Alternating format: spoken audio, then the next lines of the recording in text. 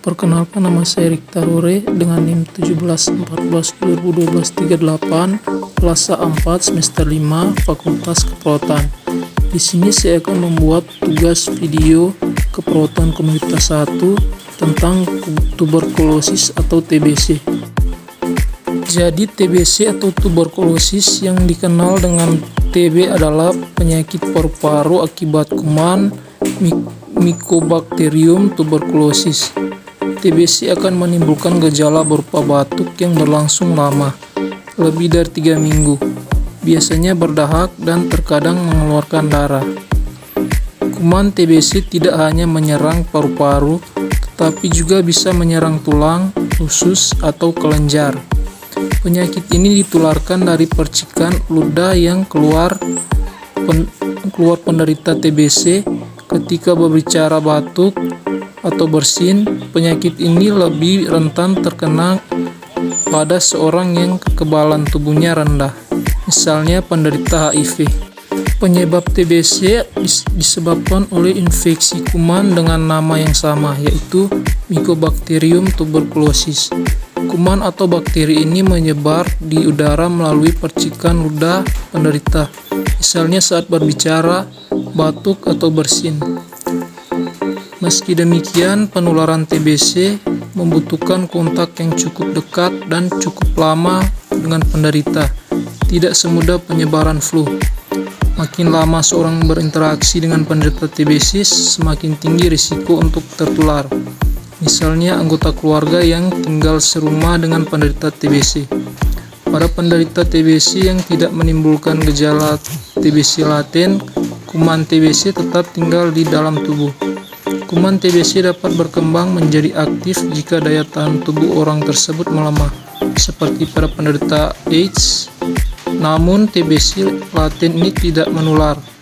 Seperti telah dikatakan sebelumnya, penularan TBC tidak semudah flu, sehingga Anda tidak akan tertular TBC jika hanya sekedar berjabat tangan dengan penderita TBC. Namun ada beberapa kelompok orang yang lebih mudah tertular penyakit ini, yaitu orang yang tinggal di pemukiman padat dan kumuh, petugas medis yang sering berhubungan dengan penderita TBC, lansia dan anak-anak, pengguna nafsa, orang yang kecanduan alkohol, perokok, penderita penyakit ginjal stadium lanjut, orang dengan kekebalan tubuh yang lemah, misalnya penderita AIDS, diabetes, kanker, serta orang yang kekurangan gizi. Selain penyakit, terdapat beberapa jenis obat-obatan yang dapat melemahkan kekebalan tubuh. Obat imunosupresif. Obat-obatan tersebut umumnya digunakan untuk mengobati lupus, psoriasis, rheumatoid arthritis, penyakit Crohn. Gejala tuberkulosis selain menimbulkan gejala berupa batuk yang berlangsung lama, penderita TBC juga akan merasakan beberapa gejala lain seperti demam, lemas, berat badan turun, tidak nafsu makan, nyeri dada, berkeringat di malam hari. Pengobatan tuberkulosis dapat dideteksi melalui pemeriksaan dahak. Beberapa tes lain yang dapat dilakukan untuk mendeteksi penyakit menular ini adalah foto ronsen dada, tes darah atau tes kulit, atau Mantoux. TBC dapat disembuhkan jika penderitanya patuh mengonsumsi obat sesuai dengan resep dokter. Untuk mengatasi penyakit ini, penderita perlu minum beberapa jenis obat untuk waktu yang cukup lama, minimal 6 bulan. Obat itu umumnya berupa isoniazid, rifampicin, pyrazinamide, etambutol.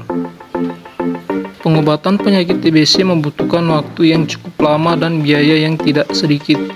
Oleh karena itu, memiliki asuransi kesehatan bisa menjadi pertimbangan, sehingga Anda tidak perlu dipusingkan dengan tanggung biaya saat terobati nanti. Pencegahan tuberkulosis dapat dicegah dengan pemberian vaksin BCG yang disarankan dilakukan sebelum bayi berusia 2 bulan.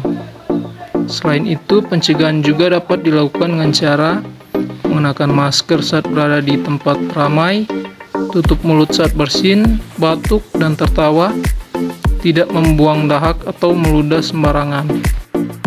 Jadi sekian dari penjelasan saya tentang penyakit TBC atau tuberkulosis.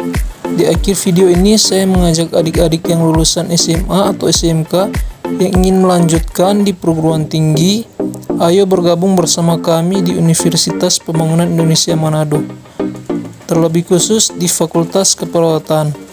Selamat datang di Universitas Pembangunan Indonesia Manado, yang terletak dekat dengan kawasan bisnis Bahu Mall Manado. Tempatnya di Kelurahan Bahu, lingkungan 3 Manado, sangat strategis di pusat kota Manado. Dibangun di atas lahan seluas 2,5 hektar, Universitas Pembangunan Indonesia Manado berdiri megah dengan ruangan 7 lantai, terdiri dari ruangan kelas, ruangan kantor, perpustakaan, laboratorium komputer, laboratorium keperawatan, pengadilan semu, dan laboratorium bahasa, kantin, serta rooftop di lantai atas. Universitas Pembangunan Indonesia Manado memiliki 6 fakultas dengan program studi, yaitu Fakultas Pertanian, Prodi Agribisnis, Fakultas Hukum, Prodi Hukum, Fakultas Teknik, Prodi Teknik Elektro dan Teknik Sipil, Fakultas Ilmu Sosial Ilmu Politik, Prodi Ilmu Politik, Fakultas Sastra, Prodi Sastra Inggris, Fakultas Keperawatan, Prodi Ilmu Keperawatan, dan Profesi Nurse. Didukung oleh sumber daya manusia yang berkompeten dan tersertifikasi, Universitas Pembangunan Indonesia Manado memiliki dosen dan tenaga kependidikan dengan latar belakang S2 dan S3 lulusan dalam dan luar negeri. Proses belajar mengajar dilaksanakan dengan teknologi informasi merujuk perkembangan dunia modern saat ini, dilakukan dengan sistem e-learning dan sistem ujian online atau ULAIN. Hasil tracer student Universitas Pembangunan Indonesia Manado dan fakultas menyebutkan lulusan UNPI sudah tersebar di dalam dan luar negeri.